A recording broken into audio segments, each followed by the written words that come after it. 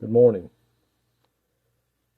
Today I want to tell you how much I appreciate those of you who watch my devotions. I know not everybody can do it every day. We all have lives to live, but for those who do watch, I thank you so much from the bottom of my heart.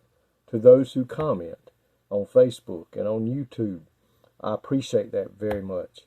If you have never been on the YouTube channel, I would encourage you to go to it. It's called Woodberrie, Woodberrie, Cottage. And some of my sermons are on there. A lot of all my devotions are on there. And if you'll just subscribe and watch a couple of videos, you'll be locked in.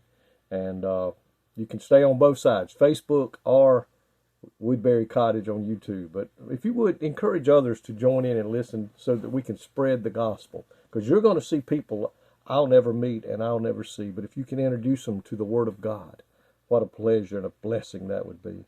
Yesterday I talked to you about a couple of guys that had didn't look like they had a future anywhere for God to use them, but we saw it differently in Moses and David. But you know, there's another guy in the Old Testament that we often hear a lot about, but people never realized that he too was working back home guarding sheep, but his brothers hated him, and we know that to be Joseph, and they hated him so bad that they sold him to some merchants that were coming by one day, who then sold him to a guy named Potiphar down in Egypt. And Potiphar worked right under Pharaoh, and Joseph could have gotten mad at God and hated everything that was happening, but he didn't. He continued to serve God. And God blessed him, and he found favor in the eyes of Potiphar, and he promoted him to overseer of everything he had.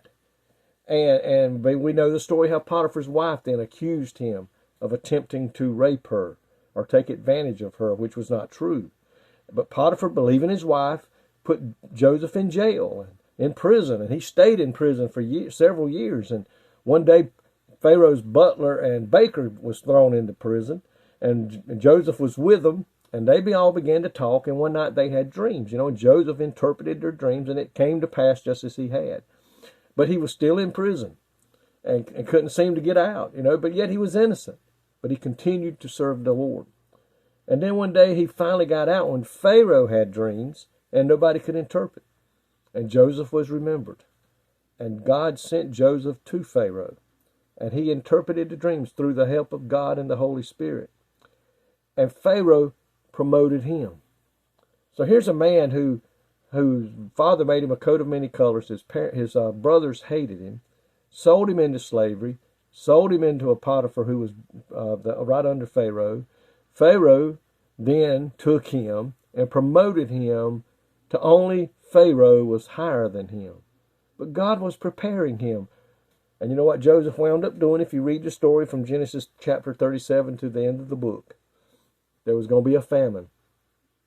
There was going to be 7 good years of plenty and then 7 years of famine. God was preparing Joseph to be the one that not only saved, those in that part of the world, but his dad and his brothers. See, he hated it. He could have hated his brothers. He could have said, no, for all I care, they could die. But Joseph loved them. And in the end, we know that Joseph forgave them. God prepared Joseph to save all this food and have it so that he may preserve the life of his father and their brothers and their families. So you see today, we don't always know what God is doing in us. We don't always know why things are happening the way they're happening. But we must trust God like Joseph did. There's a reason. Joseph he could not tell you the reason, but he knew there was a reason for what was going on. And he eventually found it. You know, he told his brother, God, you meant this for harm. God meant this for good.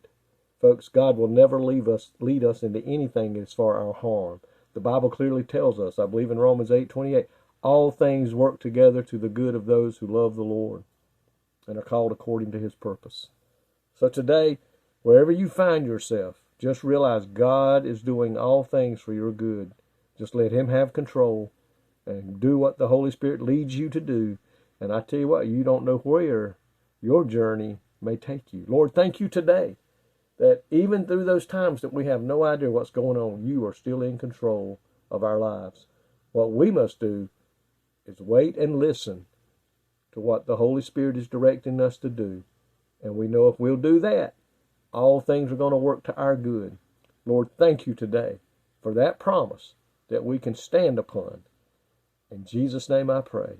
Amen. Folks, may God bless you today is my prayer.